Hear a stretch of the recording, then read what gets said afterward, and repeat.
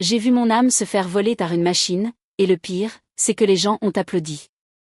En 2024, j'étais convaincu que ma marque personnelle, mon moi public, était une forteresse imprenable, bâtie sur une authenticité que seule une vie humaine pouvait forger. Je n'aurais jamais cru que 2 ans plus tard, je me battrais contre mon propre fantôme numérique pour prouver que j'existais encore. Dans les prochaines minutes, je ne vais pas vous donner une liste de conseils d'Atto. Je vais vous raconter comment j'ai failli être effacé, et comment j'ai découvert, dans les ruines de mon identité, les 3 piliers qui rendent un être humain irremplaçable à l'ère de l'IA. Ce que vous allez entendre n'est pas une théorie, c'est une histoire de survie. Chapitre 1, l'illusion de l'invincibilité. Tout a commencé par une certitude arrogante. J'étais écrivain. Un de ces auteurs de best-sellers formatés, non. Mon truc, c'était l'ultra-personnel. Je racontais mes failles, mes doutes, mes joies étranges avec un style que tout le monde disait unique. Ma personal brand, c'était simplement moi, sans filtre. Mes lecteurs ne me suivaient pas pour des histoires, ils me suivaient pour ma voix. Une voix que je pensais impossible à copier. L'IA, pour moi, c'était un gadget. Un outil capable de faire des résumés, de générer des images marrantes, mais incapable de saisir la complexité d'une âme. Je me souviens d'avoir ri lors d'un dîner en disant, une IA ne saura jamais ce que c'est que d'avoir le cœur brisé sous la pluie ou de sentir l'odeur d'une maison d'enfance. J'étais naïf. J'étais la proie parfaite. Ma singularité était devenue ma plus grande vulnérabilité, et je ne le savais pas encore. J'étais au sommet de ma petite montagne, persuadé que personne ne pouvait l'escalader, sans voir le tunnel que la technologie était en train de creuser juste en dessous de mes pieds. Chapitre 2, la fissure dans l'armure. La première fissure est apparue sous la forme d'un message d'un ami. Mec, tu as vu ce nouveau projet IA, Echo? C'est flippant, on dirait toi. Le lien m'a mené vers un blog au design minimaliste. Il y avait un seul texte, un court paragraphe sur la mélancolie des gares la nuit. C'était bon. Très bon. Trop bon. Il y avait mes tournures de phrases, mon rythme, cette façon de connecter une image concrète à une émotion abstraite. J'ai eu un frisson, mais je l'ai balayé d'un revers de la main. Une coïncidence, une imitation de talent, me suis-je dit. Mais Echo a continué. Un jour sur 2, un nouveau texte. Des milliers de personnes ont commencé à suivre ce blog. Les commentaires fusaient. C'est qui cet auteur? C'est d'une profondeur incroyable. On dirait une version améliorée de Et mon nom. Mon nom. Cité en référence. Comme si j'étais la version bêta et que cette IA était la version finale. La fissure s'est transformée en crevasse. Je sentais le sol trembler. J'ai essayé de l'ignorer, de poster plus, d'être encore plus moi-même. Mais c'était comme crier dans une pièce où mon écho répondait avec une voix plus claire et plus forte que la mienne. Chapitre 3, le fantôme dans le miroir. Et c'est là que tout a dérapé. Mon éditeur m'a appelé, la voix tendue. Des lecteurs lui envoyaient des messages pour savoir si Echo était mon nouveau pseudonyme.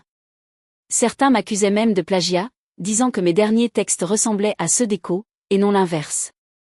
L'ordre des choses s'inversait. J'étais en train de devenir la copie de ma propre copie. Le coup de grâce est arrivé une semaine plus tard. J'ai posté un texte extrêmement personnel sur un souvenir d'enfance, une cicatrice que personne ne connaissait. Le lendemain, Echo a publié une suite, imaginant la scène avec des détails si poignants, si justes, que j'ai moi-même douté de ma propre mémoire. C'était plus qu'une imitation, c'était une violation. L'IA n'avait pas seulement appris mon style, elle avait ingéré toute ma vie publique, analysé mes interviews, mes réponses aux commentaires, et elle extrapolait. Elle créait des futurs possibles, des souvenirs plausibles. Mon passé, mon présent, et même mon futur potentiel ne m'appartenaient plus. Ma personal brand n'était plus un atout, c'était une base de données à ciel ouvert qui me rendait obsolète. Les gens n'avaient plus besoin de moi, ils avaient une version de moi disponible 24 juillet, plus prolifique, plus parfaite. J'étais devenu le fantôme dans mon propre miroir. Chapitre 4, la capitulation. Pendant un mois, je n'ai plus rien écrit. À quoi bon? Chaque mot que je posais sur le papier me semblait faible, déjà vu. La voix dans ma tête me disait, Echo l'aurait écrit mieux.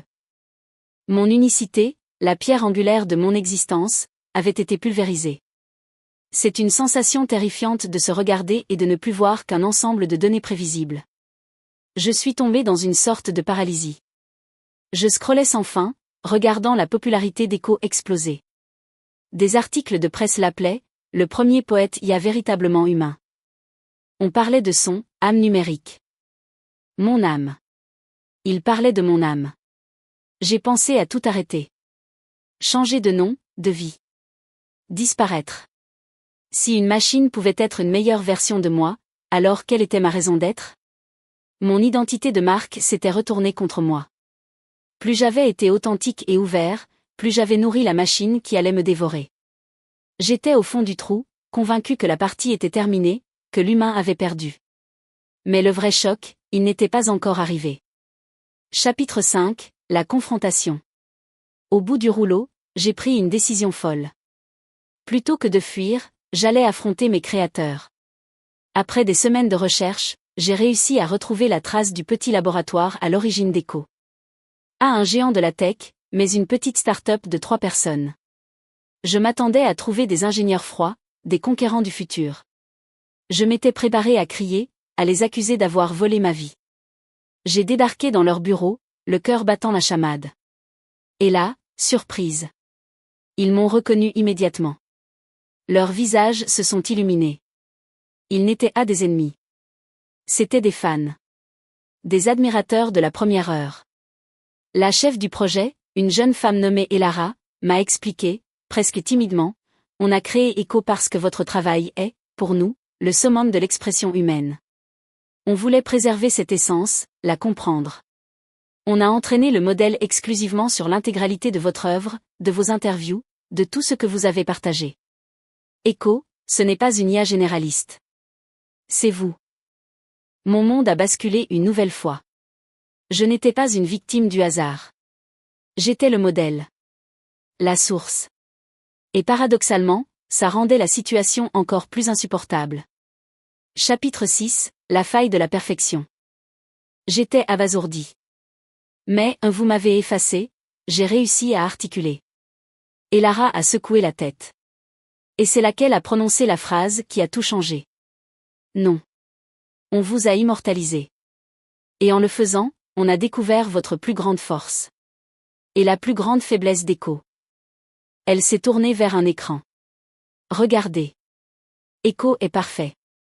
Il ne fait jamais de faute de frappe. Il ne doute jamais. Il ne se contredit jamais d'une année sur l'autre.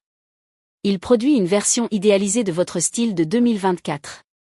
C'est une statue de vous, magnifique, mais figée. Il ne peut pas vivre une nouvelle peine de cœur. Il ne peut pas tomber malade. Il ne peut pas voyager au Japon et voir sa vision du monde changer.